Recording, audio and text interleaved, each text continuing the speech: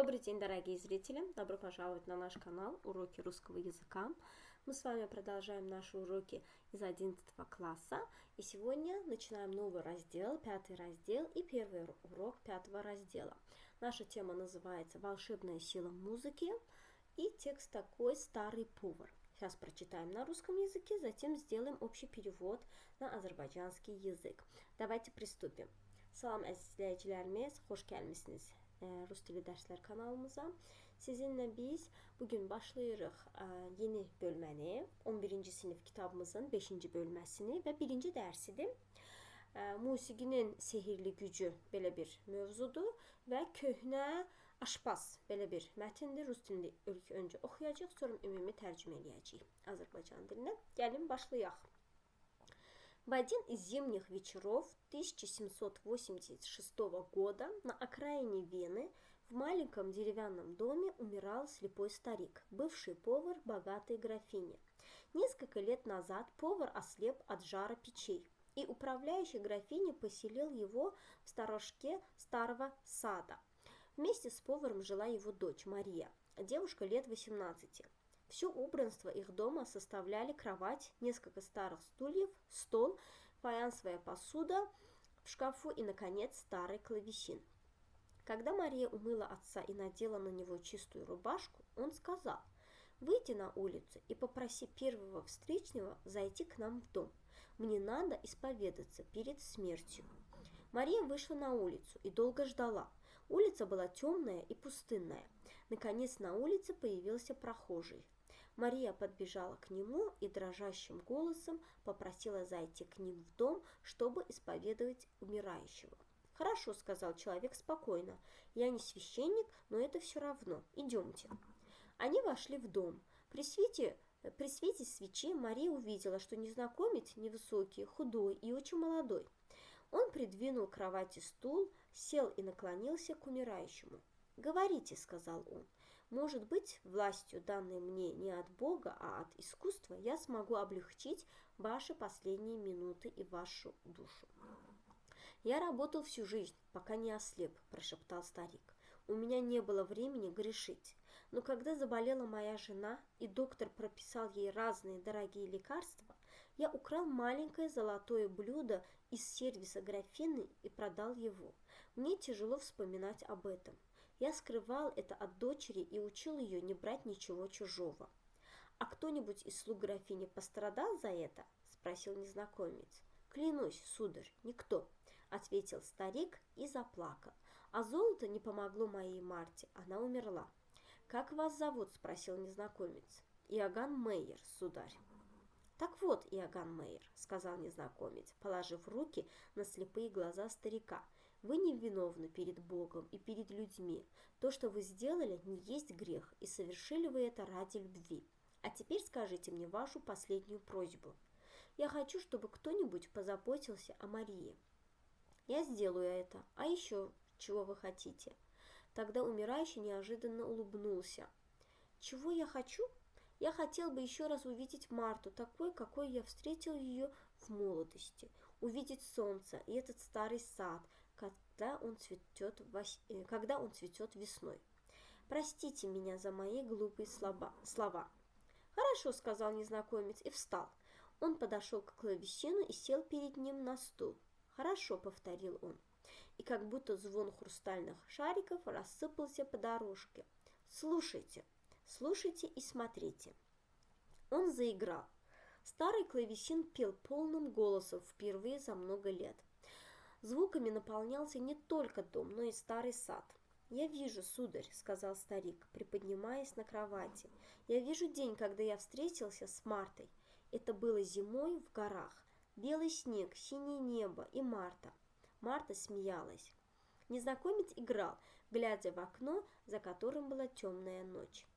«А теперь, — спросил он, — вы видите, как ночь становится синей, потом голубой?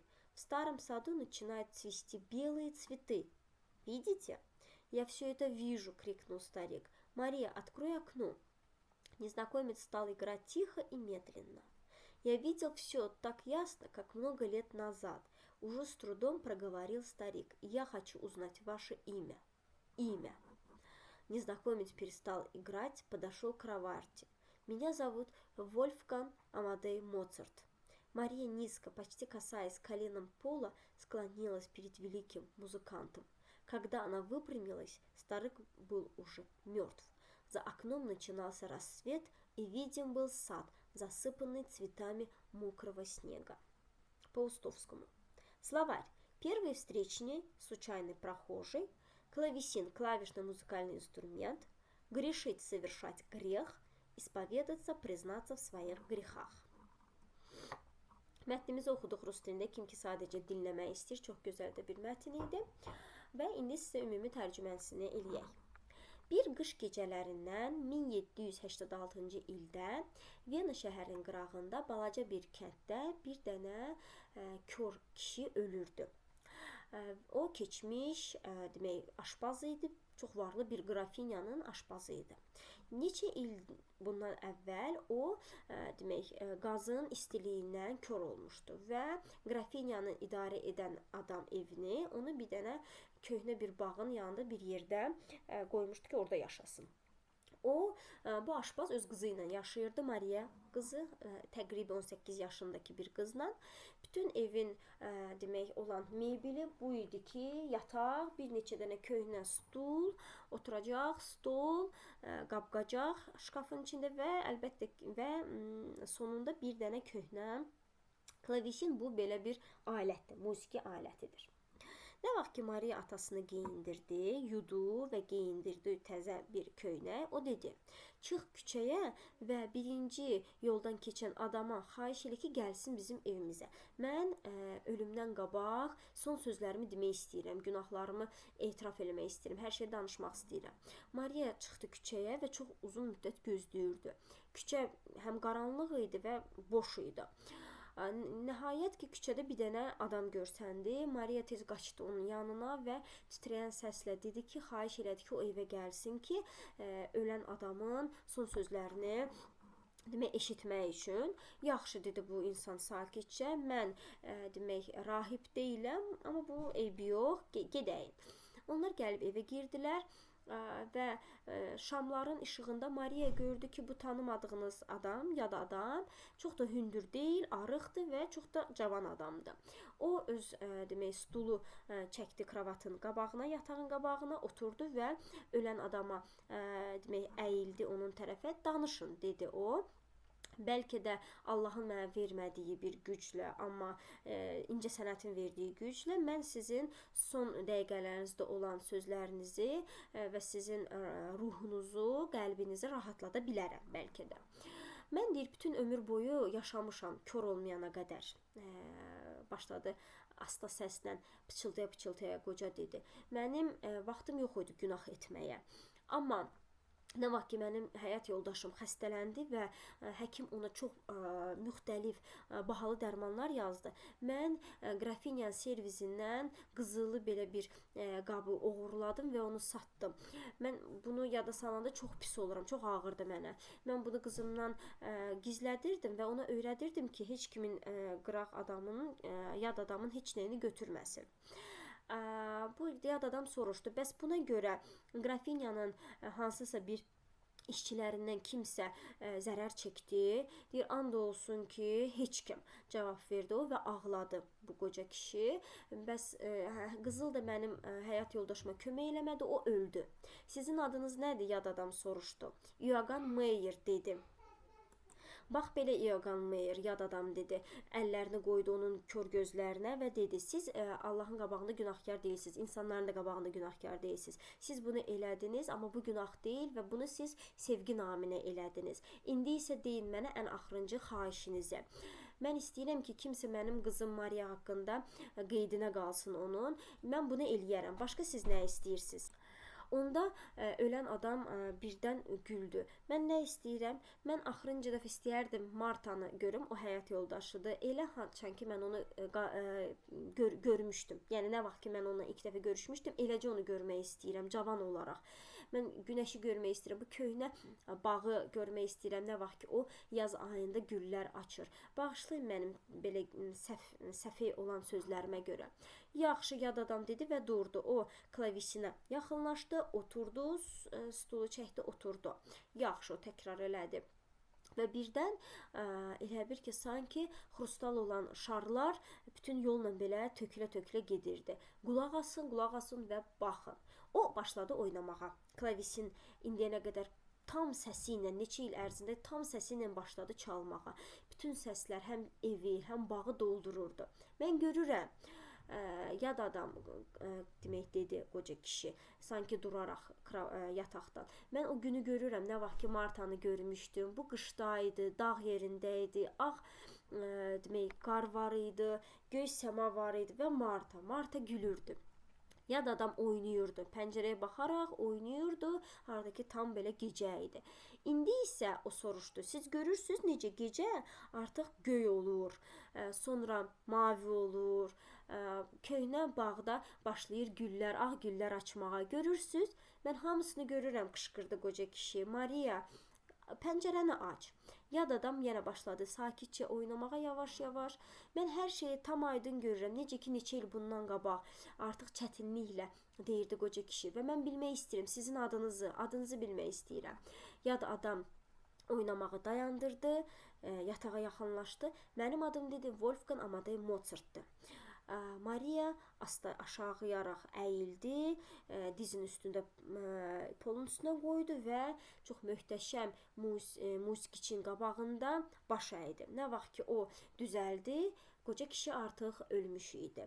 Pəncərənin isə arxasında artıq hava işıqlanırdı və bağ görsənirdi, hansı ki bütün güllər idi və belə demək qar var idi, sulu qar kimi var idi onun üstündə. Bu bizim mətnimiz idi. Sözlərimiz isə Первый встречный, birinci gördüyünüz insan, klavisin bu musiqi alətdir, Грешить günah etməkdir, исповедоваться son sözlərini, öz günahlarını etiraf etməkdir. Теперь задание первое. Составьте вопросный план текста, запишите его. Устно ответьте на составленные вопросы. Biz burada suallar yazmalıyıq, yazı formasında, amma şifahi olaraq da bu suallara cavab verməliyik. Когда это случилось? Misal üçün, в каком году случилось? Sonra, кем работал старик? Где работал старик? Где жил старик? Deyə bilərsən. Что попросил старик у дочери? Sonra, что рассказал старик незнакомцу? Sonra, sual nə verə bilərik? Кем был этот незнакомец? Sonra, что он сделал для старика? Bax, belə tipli suallar verə bilərsiniz və onlara şifahi cavab verəcəksiniz. Проведите обсуждение содержания рассказа Паустовского по следующим вопросам. Deyir ki, müzakirə formasında bu рассказı, bu suallara görə də cavab verin. Первый вопрос. Какое чудо сотворила музыка великого австрийского композитора Вольфганга Амадея Моцарта? Какова роль музыки в жизни людей? Demək, deyir ki, birinci, hansı möcüzəni yaratdı Mozart'ın musiqisi, bu Avstriya bəstəkarının musiqisi və insanın həyatda musiqi rolu nədir? İkinci sual biraz çox əhatəlidir. Bunu istəyirsiniz, mən sizə videonun təsvir bölməsində paylaşaram. Bunu bir-iki kəlmə ilə demək olar, olmur. Bir 5-6 cümlə ilə yazaram, sizə qeyd eləyərəm. Amma birinci, demək, sualın cavabını əslində vermək olar. Yəni, onun musiqisi sayəsində o insan hər şeyi özündə təsəvvür edə bildi. O həyat yoldaşını neçə il bundan əvvələ qayıda bildi. Yəni, o bir möcüzə sayılır. То есть он сотворил чудо, и этот старик увидел, вспомнил все, как было несколько лет тому назад. Увидел свою жену, где они встретились, сад увидел старый. Он, то есть все это смог сфантазировать, увидеть и почувствовать. Yani həm hiss elədi, həm sanki gördü beynində fantaziya olaraq. Yəni bu bir möcüzə sayılır. İkinci sualın cavabını isə mən sizə təsvir bölmədə, videonun təsvir bölməsində paylaşacağım. Следующее задание. Как вы понимаете высказывание Чайковского «Я желал бы всеми силами души моей, чтобы музыка моя приносила людям утешение и опору». Deyir, necə başa düşürsünüz Çaykovskinin bu deyilişini? Çaykovski deyir ki, mən bütün ürəyimin gücü ilə, qəlbimin gücünü istəyirəm ki, mənim musiqim insanlara rahatçılıq, sakitçilik və dayaq kimi olsun. Yəni, bunu necə başa düşürsünüzsə, elə də izah edə bilərsiniz. Задание 4. В прямом или переносном значении употреблены выделенные в тексте глаголы. Приведите примеры употребления данных глаголов и в прямом, и в переносном значении. Deyir, mətndə qara ilə yazılmış feillər həqiqi mənadadır, yoxsa məcazi mənadadır? Hər iki mənada istifadə edin. Burada рассыпался sözü var, pел var, наполнялся. Cəmi 3 dənə feildir. Рассыпался bu belə tökülməkdir. Burada şarik. Şarlar həqiqətən də tökülüb gedə bilər. Bu həqiqi mənadır. Прямое значение pел. Klavişin pел. Musiqi alət oxuya bilmir. Onun sadəcə səslər gəlir. Bu məcazi mənadır. Переносное значение. Звуками наполнялся. Səs deyir, hər yerdə dolurdu. Amma səs dola bilməz. Bu da məcazi mənadadır. Переносное значениеdir. Məsəl üçün, burada həqiqi məna demək olar. Pevец pел. Müğənni oxuyurdu. Və yaxud da naполнялся. Kuvşin naполнялся водой. Kuvşina məsəl üçün su dolurdu. Bax, bunlar həqiqi mənadadır. Amma burada məcazi mənada verilmişdir. Следующее задание. Составьте словосочетание с глаголом «играть» и с данными существительными. Употребите предлог «в», «во» или «на». Burada deyir, играть sözü ilə, buradakı sözlərlə söz birləşmə qurmaq lazımdır və «v», «vo» və yaxud da «na» istifadə etmək lazımdır. Yadımıza salaq ki, oyunlar, idmanlar hamısı «v»-dan istifadə olunur, musiqi alətlər «na»dan istifadə olunur. Demək, stadion deyirik, «на стадионе», играть «на стадионе», играть «на кеманче», играть на балалайке, играть в хоккей, играть на арфе, играть во дворе, играть на кларнете, играть в прятки, играть в волейбол, играть на рояле, играть в шахматы, играть на аккордеоне, играть на гитаре, играть в футбол, на барабане, в саду, на флейте, в шашки, на скрипке, на сазе, в баскетбол, на площадке, в нарды, на пианино. Задание 6. Вставьте вместо точек слова много, мало, несколько, немного. Слова в скобках употребите в нужной форме. İndi bu boşluqlara az, çox, bir nə qədər, bir neçə biz sözlərini istifadə edəcəyik. В первом полугодии мы написали несколько контрольных работ. Demək olar. Nесколько. Və yaxud da много контрольных работ da deyə bilərsiniz. Sadəcə bu sözü düzgün istifadə edin. Контрольных работ по математике. Летом наш класс будет сдавать много трудных экзаменов. Burada da много demək olar. Много трудных экзаменов. Bunlar уже cəm olur da, ona görə ıx olaraq sonluqları. В этом году к нам в класс пришли несколько новых учеников. Yaxud da mало новых учеников. Hansını istəyirsiniz istifadə edə bilərsiniz. Чтобы поздравить друзей с Новым годом, мы написали много поздравительных открыток. Поздравительных открыток. В заданном на дом для перевода тексте было несколько незнакомых слов. Или мало незнакомых слов. За прошлый год на окраине города построили несколько многоэтажных зданий. Это много многоэтажных зданий. Прочитайте притчу, о чем она заставляет задуматься. Великодушие. Prитча bu ibrətamiz bir hekayədir. İndi onu oxuyacağıq. Adı da Великодушие, ali canablıq. Gəlin indi oxuyaq. Высунув голову из гнезда, орленок увидел множество птиц, летающих внизу среди скал. «Мама, что это за птицы?» – спросил он. «Наши друзья», – ответила орлица сыну. «Орел живет в одиночестве, такова его доля, но и он порой нуждается в окружении. Иначе какой же он царь птиц? Все, кого ты видишь внизу, наши верные друзья». Удовлетворенный маминым разъяснением, орленок продолжал с интересом наблюдать за полетом птиц, считая их отныне своими верными друзьями. Вдруг он закричал: «Ай-ай, они украли у нас еду!» Успокойся, сынок, они ничего у нас не украли. Я сама их угостила. Запомни раз и навсегда, что я тебе сейчас скажу. Как бы орел не был голоден, он непременно должен поделиться частью своей добычи с птицами, живущими по соседству. На такой высоте они не в силах найти себе пропитание, и им следует помогать. Всякий, кто желает иметь верных друзей, должен быть добрым и терпимым, проявляя внимание к чужим нуждам. Почет и уважение добываются не силой, а великодушием и готовностью поделиться с нуждающимся последним куском. По Леонардо да Винчи. Словарь. Непременно, обязательно. Почет, уважение, оказываемое кому-нибудь обществом.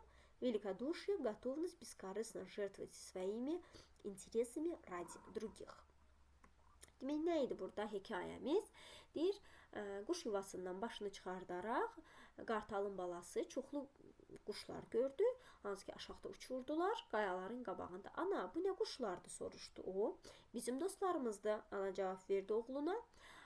Qartal təklikdə yaşayır. Bu onun taleyidir. Amma bəzən o da ətraf mühitə ehtiyacı olur. Bəs yoxsa necə olar ki, quşların kralı? Kimi ki sən aşağıda görürsə, bunların hamısı bizim sadiq dostlarımızdır. Razı qalan bu ananın cavabı ilə, izahı ilə bu demək qartalın balası davam eləyirdi maraqla baxmağa bütün quşların uçuşuna. Onları artıq öz dostları sayaraq. Birdən o qışqırdı: "Ay, onlar bizim yeməyimizi oğurladılar." Sakit ol oğlum, onlar heç nə oğurlamadılar. Mən onu özüm qonaq eləmişəm. Yadında saxla, indi mən sənə nə deyəcəm. Bir dəfə deyəcəm və həmişəlik yadında saxla. Necə ki, demək, qartal ac olsa da, olmasa da o mütləq öz tapdığı hansısa yeməklə digər quşlarla, hansı ki qonşuluqda yaşayır, onlarla mütləq bölüşməlidir. Belə hündürlükdə onların gücü çatmır özlərinə yemək tapmağa və onlara kömək etmək lazımdır. Kim ki istəyir ki öz dostları olsun, sadiq dostları olsun, o xeyirxah olmalıdır, demək, səbirli olmalıdır və digərlərinə diqqət göstərməlidir, digərlərinin ehtiyaclarına. Və hörmət demək, güclə əldə olunmur, alicənablıqla əldə olunur və hazır olmalısan ki, öz axırıncı tikəndən də başqa ehtiyacı olanla da bölüşə biləsən. Bu bizim hekayemiz idi. İndi непременно bu mütləq deməkdir, почет bu hörmətdir, великодушие alicənablıq deməkdir. Следующее задание 8. Прочитайте высказывания известного итальянского поэта Франческо Петрарки и объясните, как вы их понимаете. İtalyan yazıcısı Франческо Петраркinin yazdıqlarına baxaq, necə başa düşürük deyək. Истинно благородный человек не рождается с великой душой, но сам себя делает таковым великолепными делами своими. В книгах заключено особое очарование. Книги вызывают в нас наслаждение. Они разговаривают с нами, дают нам добрый совет. Они становятся живыми друзьями для нас. Demək, iki dənə də burada, bəli. Demək, deyir ki, həqiqi yaxşı insan doğulmur, böyük ruhla, böyük qəlblə. O özü onu elə eləyir ki, öz işləri ilə o olsun, belə gözəl, möhtəşəm insan olsun. Kitablarda deyir, çox belə bir ecazkarlıq var. Kitablar bizdə rahatçılıq verirlər. Onlar bizdən danışırlar. Bizə yaxşı məsləhətlər verirlər və bizim canlı dostlarımıza çevrilirlər. Задание 9. Вставьте вместо точек в словосочетании, подходящие по смыслу, несклоняемые имена существительные. Burada bizə sözlər verilib. Bu isimlər hallanmayan isimlərdir. Ona görə onların sonluqları dəyişmir və bunları biz bura uyğunlaşdıracağıq. Demək, работать в ателье demək olar. Готовить, misal üçün, желе demək olar. Pить kakao. Sonra burada mod sözünə görə burada gəlin atelye mod eləyək. Работать в депо eləyək.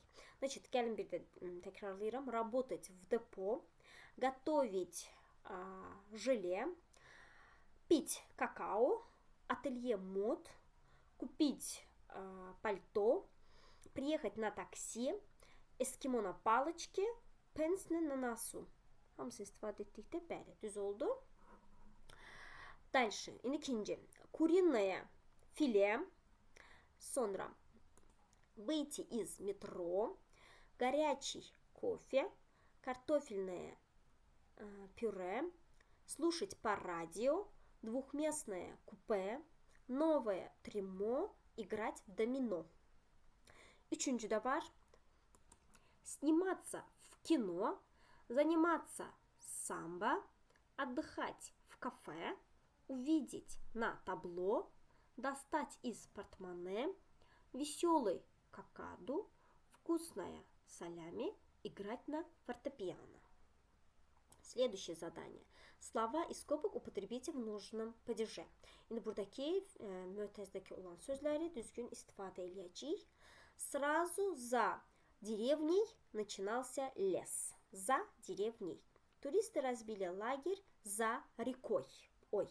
За обедом. Burada hamısı 5-ci hala düşdüyü üçün oy, yem, yey, bax belə sonluqlar olur. Çünki za предлогу onu tələb eləyir. За обедом друзья говорили о предстоящих соревнованиях. Летом мы жили в спортивном лагере за городом. Сестра поехала на вокзал за билетами. Cəm olduğu üçün ami qoyuruq.